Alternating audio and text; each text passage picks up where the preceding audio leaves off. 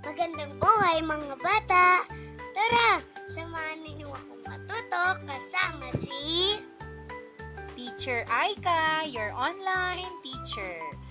Please don't forget to subscribe, like, share, and hit the notification bell for more videos. Thank you! Matatag Curriculum, Araling Panlipunan, Grade 5, Quarter 1, Lesson 1. Ang ating aralin ngayong araw ay tungkol sa pag-aaral ng kasaysayan. Muli, ako si Teacher Aika, ang inyong online teacher. Simulan na natin. Mga kasanayan at layunin. Number 1, na ipaliliwanag ang pag-aaral ng kasaysayan at mga batayan nito. Nailalarawan ang iba't ibang pamamaraan sa pag-aaral ng kasaysayan.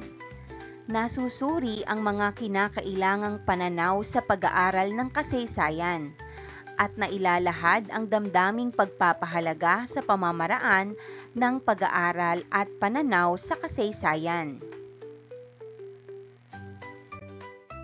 Number 2, natatalakay ang mga pamamaraan at pananaw ng kasaysayan.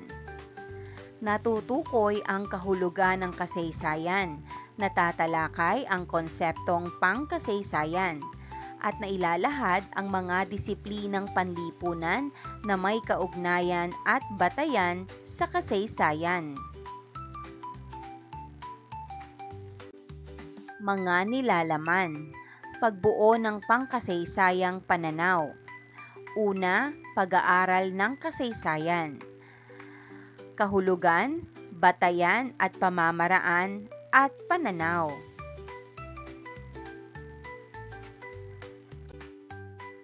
Unang araw.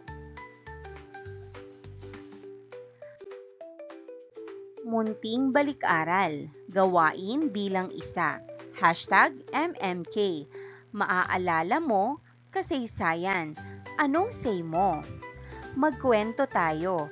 Bawat isa ay may 1 minuto para magbahagi sa harap ng klase. Pwede ninyong ikwento ang alinman sa mga ito. Pinakamasayang nangyari sa buhay mo? Isang malungkot o mahirap na karanasan. Isang hamon na nalampasan mo. At isang hindi mo malilimutang pangyayari.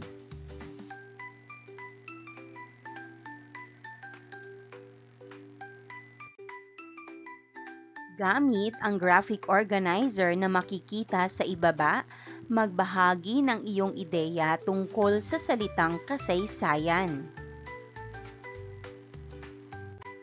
Narito ang graphic organizer na inyong sasagutan. Narito naman ang maaaring sagot. Bayani, kalayaan, laban, noong unang panahon, mga ninuno, Pilipinas, katipunan, pagbabago, kwento at gyera. Maaari ka ring magdagdag ng iyong mga naiisip.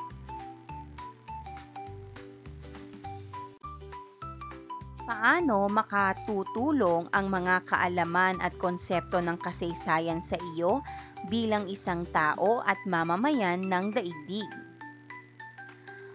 Isulat ang iyong pangunahing sagot o initial answer.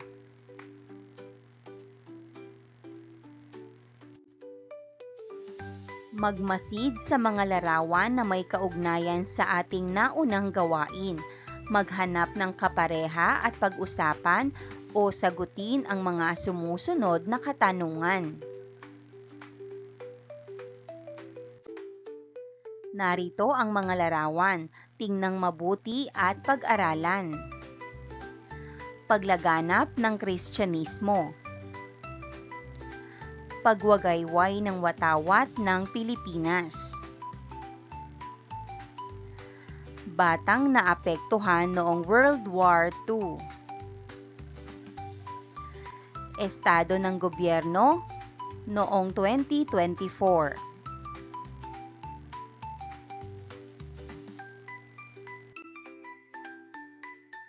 Batay sa mga larawan, sagutin ang mga pamprosesong tanong.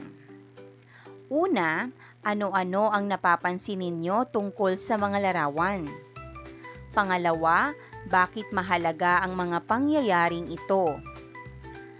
Pangatlo, ano-ano ang nagbago? Ano-ano ang nagpatuloy? Pang-apat, ano-ano kaya ang mga sanhi at epekto ng mga pagbabagong ito? Sagutin natin. Number 1, ano-ano ang napapansin ninyo tungkol sa mga larawan? Ang sagot, iba't ibang yugto at tao mula sa pagdating ng Kristyanismo, pagtatanggol ng watawat, hirap sa digmaan hanggang sa pamahalaan ngayon. Number 2, bakit mahalaga ang mga pangyayaring ito? Ang sagot, nagpapakita kung paano tayo nabigyan ng pananampalataya, kalayaan, kapayapaan at pamumuno. Number 3, ano-ano ang nagbago? Ano-ano ang nagpatuloy? Ang sagot, nagbago mula sa kolonyal na pamamahala tungo sa sariling gobyerno at mas organisadong lipunan. Nagpapatuloy, pagmamahal sa bayan, pagkakaisa at kultura o pananampalataya bilang pagkakakilanlan. Number 4, ano-ano kaya ang mga sanhi at epekto ng mga pagbabagong ito? Ang sagot, sanhi pagdating ng dayuhan, digmaan at pagkamakabayan. Epekto, Kristyanismo bilang pangunahing relihiyon, pagkakatatag ng republika at aktibong demokrasya. Gawain bilang 4, buo salita, susing salita ng aralin. Tutukuyin ang mga konsepto tungkol sa aralin. Gawing gabay ang mga letrang nasa loob ng kahon upang matukoy ang mga konsepto.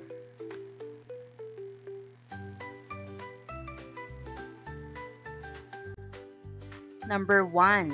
Ito ay nagmula sa salitang Griego na ang ibig sabihin ay impormasyon mula sa pagsasaliksik. Ang sagot, kasaysayan. Kasaysayan. Number 2. Ito ay kinakailangang kasanayan sa pag-aaral ng kasaysayan na pag-iimbestiga ng mga pangyayari. Ang sagot, pagsisiyasat. Pagsisiyasat. Number 3, ito ay isa sa mga kaugnay na disiplina ng kasaysayan na tumutukoy sa pisikal na katangian sa isang lugar. Ang sagot, heograpiya. Heograpiya. Number 4, ito ay nagmula sa salitang Griego na ang ibig sabihin ay impormasyon mula sa pagsasaliksik. Ang sagot, historia. Historia.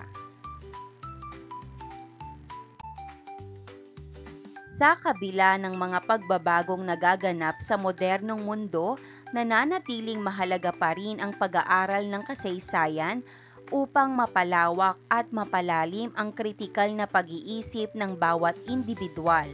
Dahil dito, nagsisilbing panimulang paksa ang pagpapakilala sa disiplina ng kasaysayan.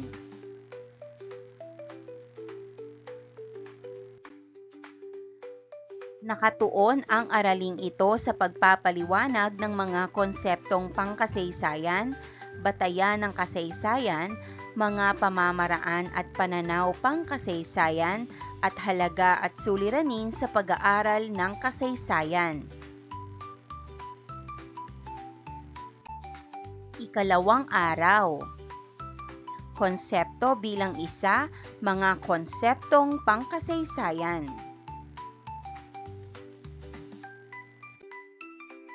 Munting balik-aral. Sa pagtalakay natin ng aralin, aking napagtanto na nakatutulong ang mga kaalaman at konsepto ng kasaysayan bilang isang tao at mamamayan ng daigdig sa pamamagitan ng sagutin ang pinunang sagot o revised answer.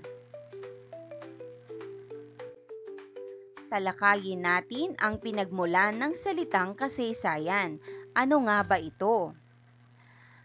Ang salitang kasaysayan ay ang salinwika ng salitang Ingles na history. Ang salitang history naman ay nagmula sa salitang Griego na historia, na nangangahulugang pagtatanong, investigasyon, pag-uusisa at pagsasaliksik sa mga nakalipas na pangyayari. Isa itong pagtatanong hingil sa nakaraan upang maunawaan natin ang kasalukuyan at makapaghanda para sa hinaharap.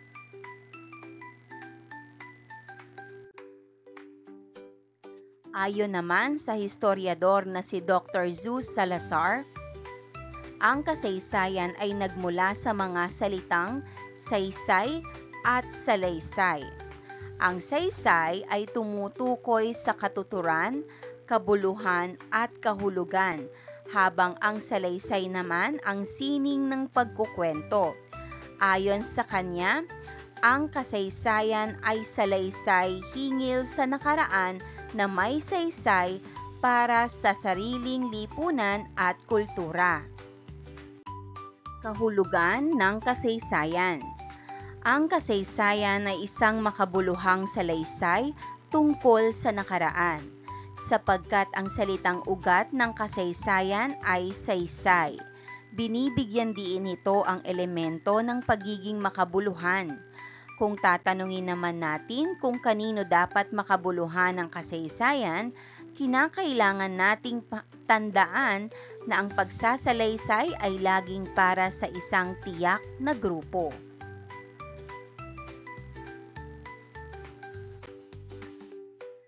Sa kontekstong Pilipino, ang grupong ito ay ang Sangka-Pilipinuhan.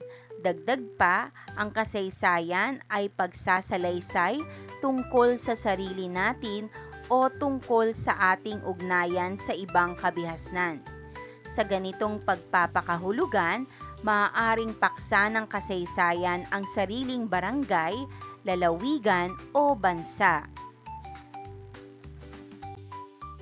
Ang kasaysayan ay isa sa mga pangunahing disiplina ng agham panlipunan kung saan pinag-aaralan ang mga pangyayaring naganap sa buhay ng tao, mga bansa at daigdig noong mga nakalipas na panahon. Bukod dito, ang kasaysayan ay kronolohikong tala ng mga mahahalagang pangyayari na may kasamang mga paliwanag tungkol sa mga dahilan nito.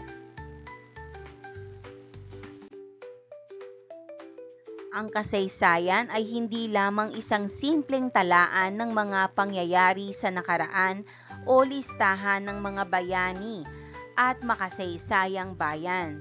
Kolektibo itong salaysay ng mga pagsisikap at pakikibaka ng isang lahi o pangkat ng mga lahi upang matamo ang hinahangad na lipunan. Kagaya ng inilahad ni Dr. Jose P. Rizal na ang di lumingon sa pinanggalingan ay di makararating sa paroroonan, ay siyang malaking patunay ng kahalagahan ng pinagmulan at nakalipas na pangyayari sa buhay. Anuman ang katayuan o kalagayan sa kasalukuyan ay huwag kalilimutan na bunga ito ng ginawang desisyon at aksyon sa nakalipas. Tulad ng paghakbang sa unang baitang ng hagdanan, hindi mararating ang itaas kung hindi dadaanan ang mga naunang baitang. Dagdag pa dito, mahalagang pag-aralan o balikan ang nakaraan upang maunawaan ang kasalukuyang panahon at mapaghandaan ang hamon ng hinaharap. Ang mga sumusunod ay ilan pa sa mga kahalagahan ng kasaysayan sa ating buhay. Karagdagang kaalaman, natutuhan at naunawaan natin ang dahilang naiambag ng iba't ibang pangkat ng tao sa daigdig. Nagsusuri sa nakalipas na karanasan. Sinisiyasat ng kasaysayan ang mga sanhi at bunga ng bawat pangyayari, kung ano, bakit at paano ito naganap at ano ang epekto nito.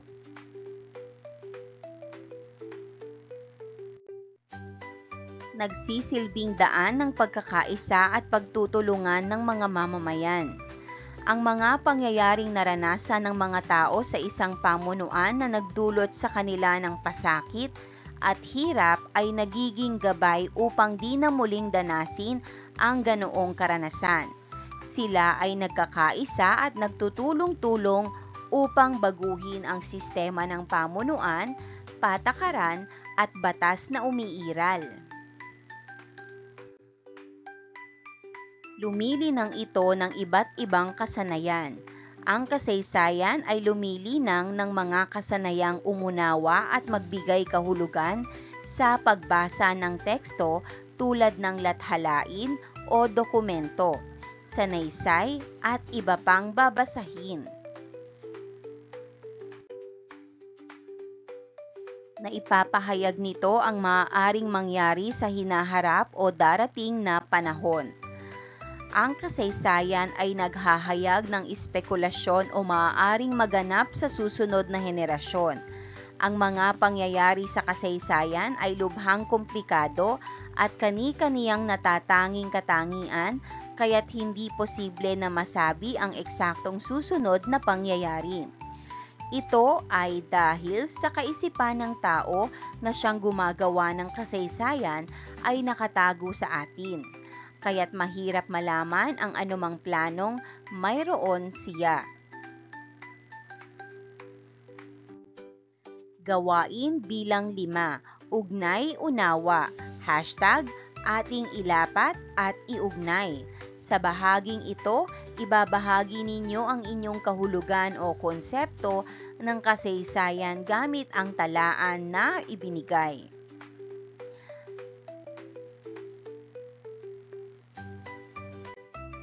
Sagutan natin. Kasaysayan. Kahulugan.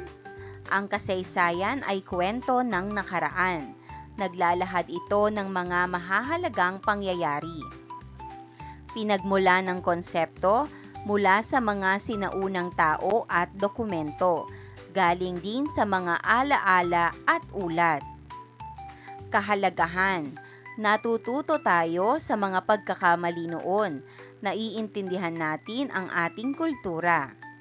Aplikasyon ng kasaysayan sa buhay. Ginagamit natin ang mga aral sa paggawa ng desisyon. Nagsisilbing gabay sa mas mabuting kinabukasan. Konsepto bilang 2, batayang pangkasaysayan at kanilang ugnayan.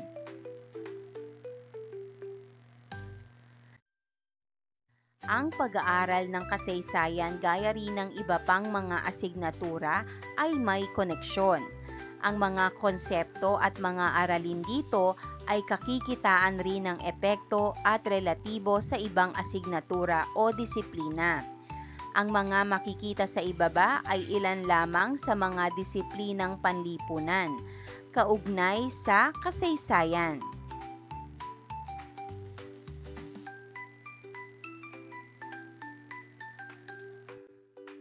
Number 1, antropolohiya.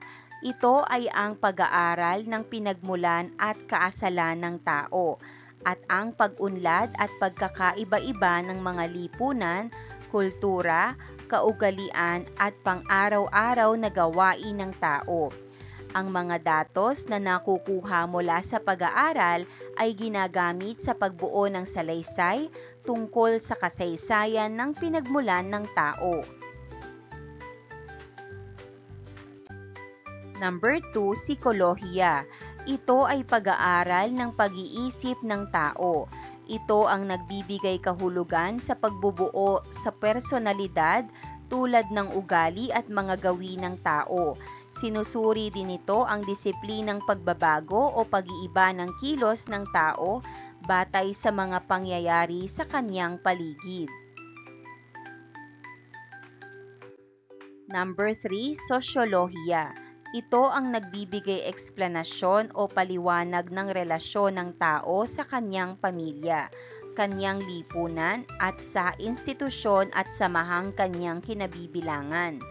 Dito nababatid kung paano umaangkop o umaayon ang tao sa kanyang paligid, partikular sa ginagalawan niyang lipunan.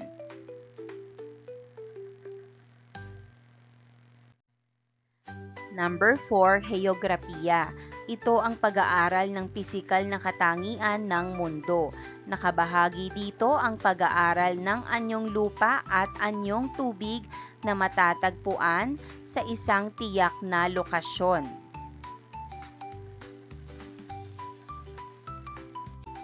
Number 5, teolohiya. Ito ay ang makatuwirang pag-aaral tungkol sa Diyos o mga Diyos o sa mas pangkalahatang bagay tungkol sa relihiyon o espiritualidad. Number 6, filosofiya. Ito ang pag-aaral ng disiplinang kinapapalooban ng lohika, etika, estetika, metaphisika, at epistemolohiya. Ito ay pagsusuri sa mga paniniwala ng tao tungkol sa katotohanan, katarungan, hustisya at iba pang may kaugnayan sa pagkamit ng katarungan. Number 7, economics. Ito ay ang pagsusuri kung paano ginagamit ng lipunan ang taglay nitong limitadong yaman upang matustusan ang mga pangangailangan at kagustuhan ng mamamayan. Number 8, agham politikal. Ito ang pag-aaral ng mga teorya, paraan at sistema ng pamamalakad ng mga pamahalaan. Dito sinusuri ang disiplinang pagpapatakbo ng isang burokrasya at ang pagkilos at pagpapatakbo ng isang pamahalaan. Gawain bilang 6, ugnay-unawa, #ating ilapat at iugnay. Sa bahaging ito, pumili kayo ng 3 disiplina sa lipunan at ipaliwanag kung paano ito naiuugnay sa kasaysayan.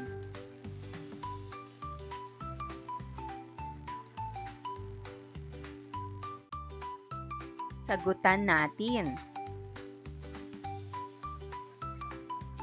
Kaugnay na disiplina, heograpiya. Konsepto, tinutukoy ang lokasyon ng mga makasaysayang pangyayari.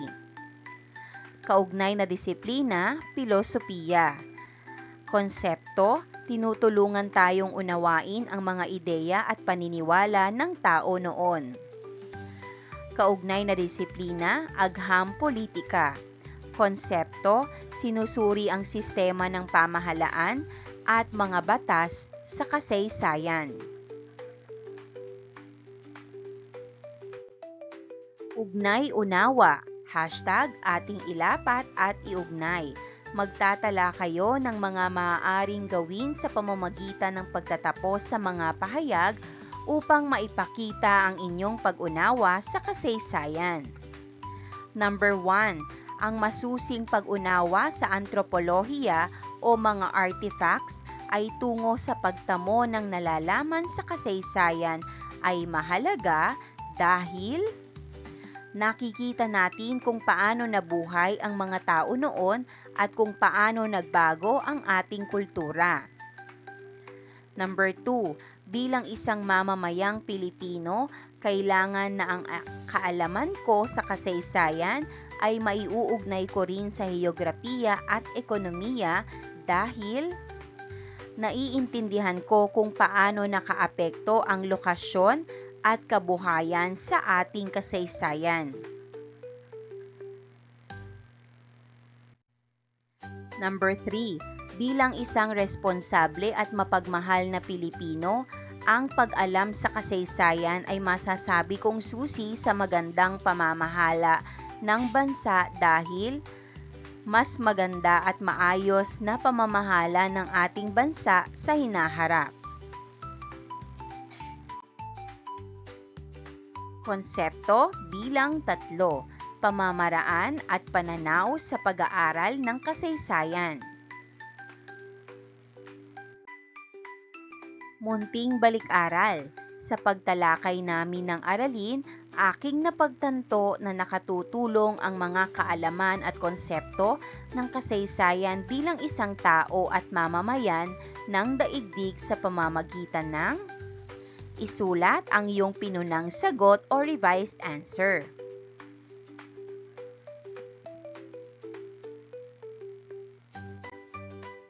Ang pag-aaral ng kasaysayan ay binubuo ng 3 bahagi.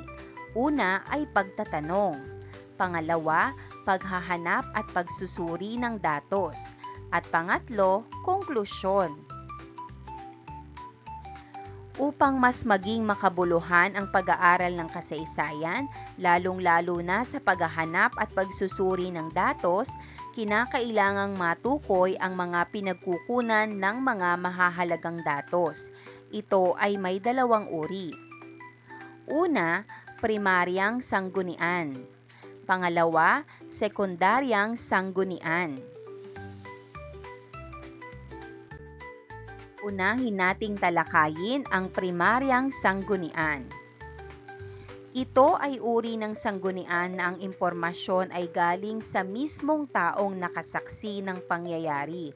Maaaring isang bagay, pangyayari o tao na pangunahin o mismong pinanggalingan ng impormasyon. Ito ay naganap o nasaksihan sa mismong oras kung saan naganap ang pangyayari. Narito ang mga halimbawa ng primaryang sanggunian. Tala-arawan, panayam o interview, mga larawan, poster, audio at video recording, mga relikya o artifacts, mga opisyal na kasulatan o talaan, mga talumpati, manuskrito, personal na liham, nobela, tula, maikling kwento, at autobiographies.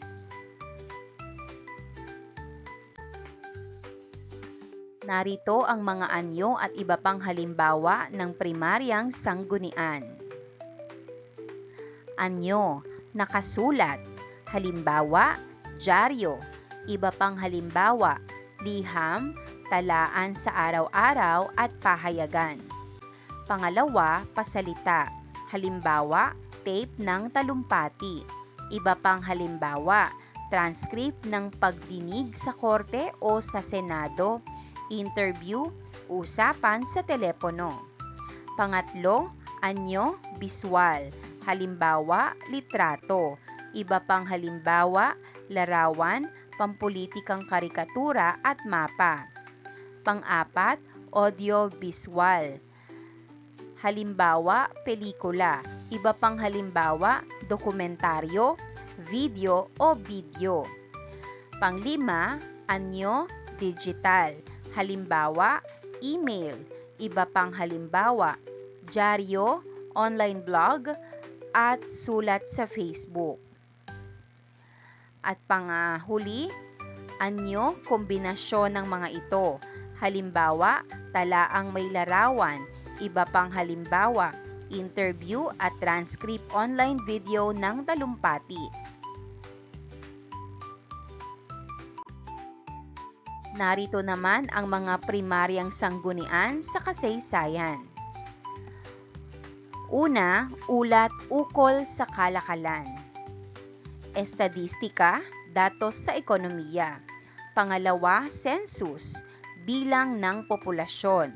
Pangatlo, batas o proklamasyon, patakaran at tuntunin ng pamahalaan. Pang-apat, mapa, lokasyon ng mga lugar. Pang-5, dyaryo, ang nagaganap sa araw-araw. At panghuli, dokumentaryo, pamumuhay ng tao at ugnayan sa lipunan.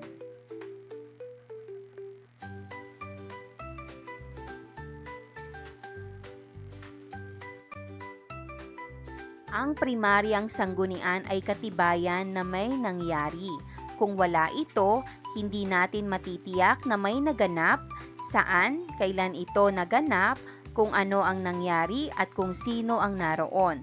Kung gayon, ang pag-aaral ng kasaysayan gamit ang primaryang sanggunian ay nagdudulot ng sariwa, bago, naiibang pagkakaunawa ng nakaraan na hindi kadalasang nakukuha sa textbook at iba pang mga aklat.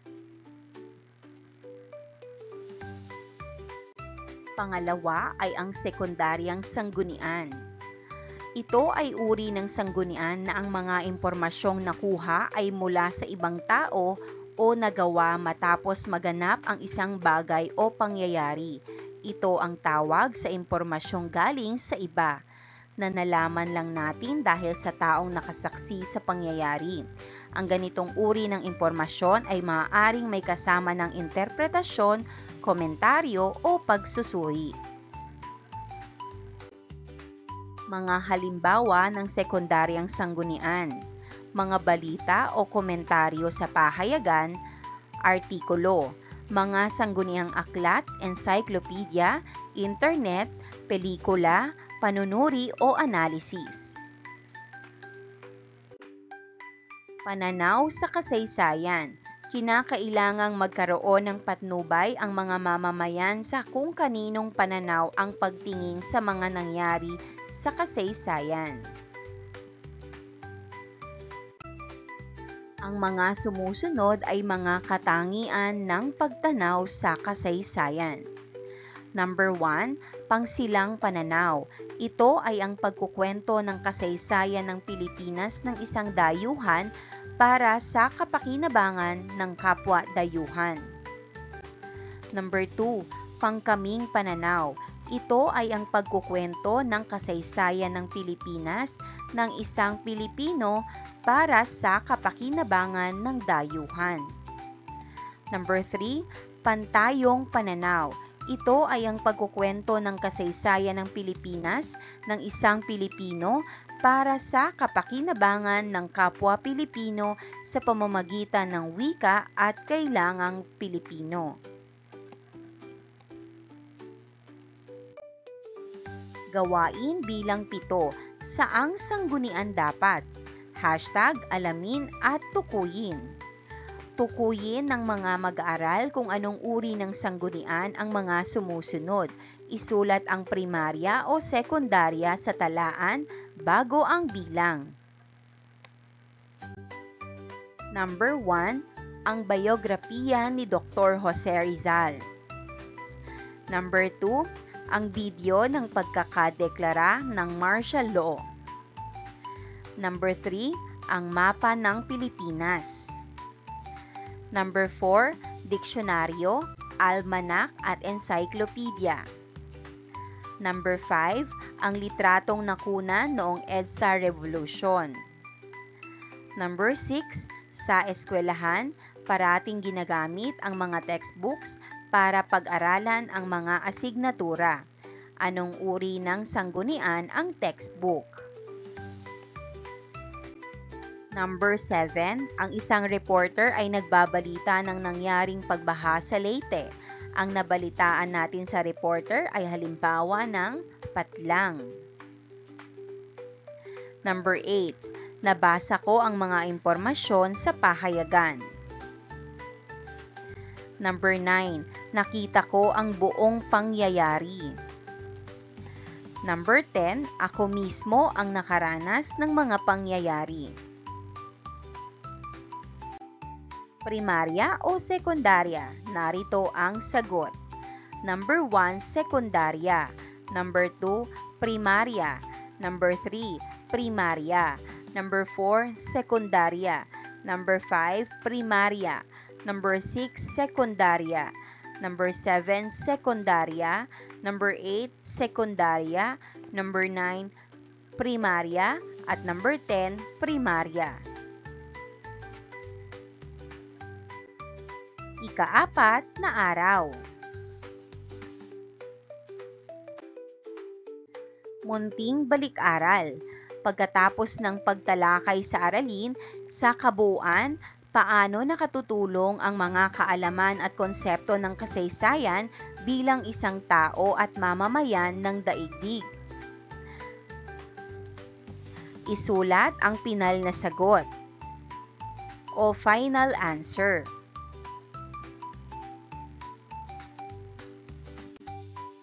Gawain bilang 8.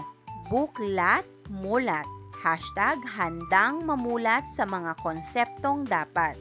Sa bahaging ito, i-book ninyo ang inyong trip sa pag-aaral ng kasaysayan.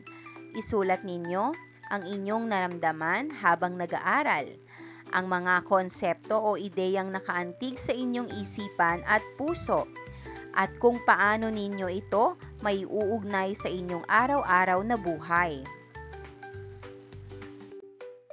Gawain bilang 9. Istasyong madunong. Chu-chu, bibiyahe na ang brain train. Sa gawaing ito, sasakay kayo sa brain train. Dadaan kayo sa iba't ibang istasyon at itatala ang inyong buod o summary ng aralin sa bawat hintuan. Konseptong pangkasaysayan, batayang pangkasaysayan, at pamamaraan at pananaw sa kasaysayan. Narito ang mas malaking imahe. Gawain bilang 10. Exit ticket. Sagutin ang exit ticket form bilang tanda ng pagtatapos ng pag-aaral ng aralin. Mga tanong, bakit mahalagang pag-aralan ang kasaysayan? At pumili ng isang salita o konsepto sa aralin at ipaliwanag ito. Gawain bilang 11. Tayahin ang nilalaman. Unang bahagi, babasahin ng mga mag-aaral ang mga pahayag.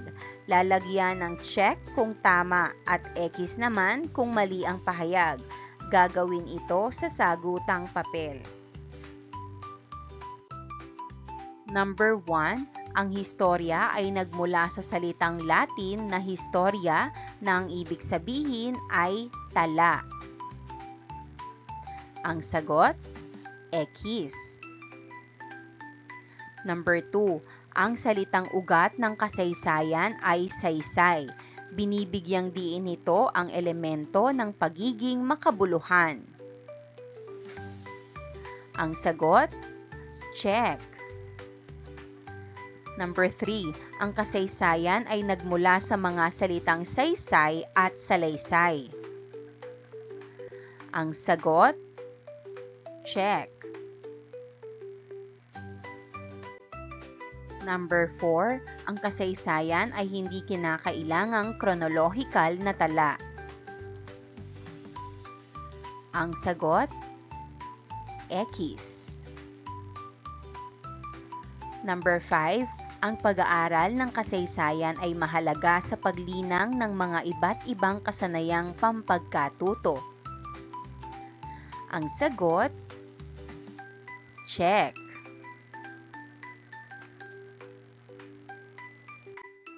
Kalawang bahagi, iguhit ang masayang muka kung ang sinasabi ng pangungusap ay tama at malungkot kung mali. Number 6. Nababatid sa agham politikal kung paano umaangkop o umaayon ang tao sa kanyang paligid, partikular sa ginagalawan niyang lipunan para sa pag-aaral ng kasaysayan. Ang sagot, masayang muka. Number 7. Ang mga datos na nakukuha mula sa pag-aaral ng antropolohiya ay ginagamit sa pagbuo ng salaysay tungkol sa kasaysayan ng pinagmulan ng tao. Ang sagot, masayang mukha.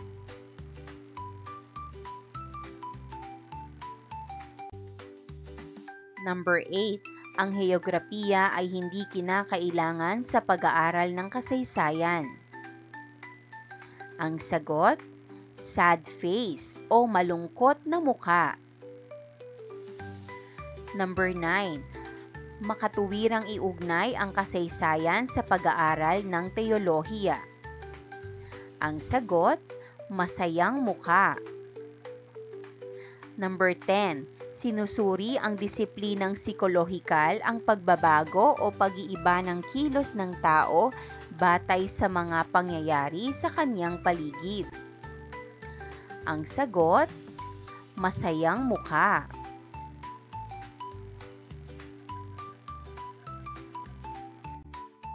Ikatlong bahagi, isulat sapat lang ang T kung ang sumusunod na pahayag sa ibaba ay tama at M kung ito ay mali.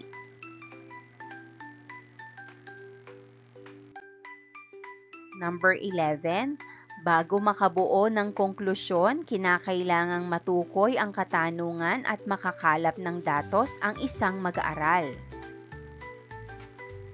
Ang sagot, T, tama. Number 12, ang talumpati ng Pangulo sa kanyang State of the Nation Address or SONA ay halimbawa ng sekundaryang sanggunian. Ang sagot, M, mali. Number 13, ang mga mababasa sa internet tungkol kay Ferdinand Magellan na mula sa isang 1565 na book resource ay isang halimbawa ng sekundaryang sanggunian. Ang sagot, M, mali. Number 14, ang pagkukwento ng kasaysayan ng Pilipinas ng isang Pilipino para sa kapakinabangan ng kapwa Pilipino ay pantayong pananaw. Ang sagot, T, tama. Number 15, ang pagkukwento ng kasaysayan ng Pilipinas ng isang dayuhan para sa kapakinabangan ng kapwa dayuhan ay pangsilang pananaw. Ang sagot, T, tama. Gawain bilang 12, lipat kaalaman. Mula sa konsepto ng iba't ibang pananaw sa pag-aaral ng kasaysayan, ang mga mag-aaral ay magkukwento ng isang pangyayari sa kanilang buhay batay sa mga iba't ibang klase ng pananaw. Isulat ang iyong karanasan, pangsilang pananaw, pangkaming pananaw, at pantayong pananaw. Narito ang mas malaki at mas malinaw na gawain.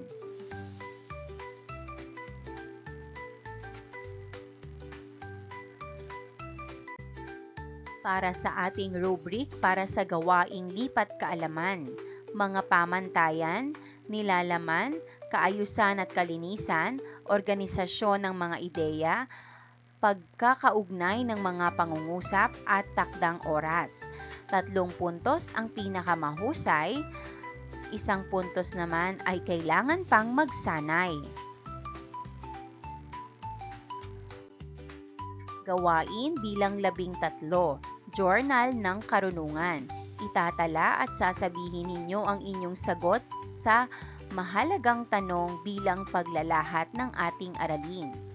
Paano makatutulong sa aking pagka-Pilipino ang kaalaman tungkol sa kasaysayan sa bansa?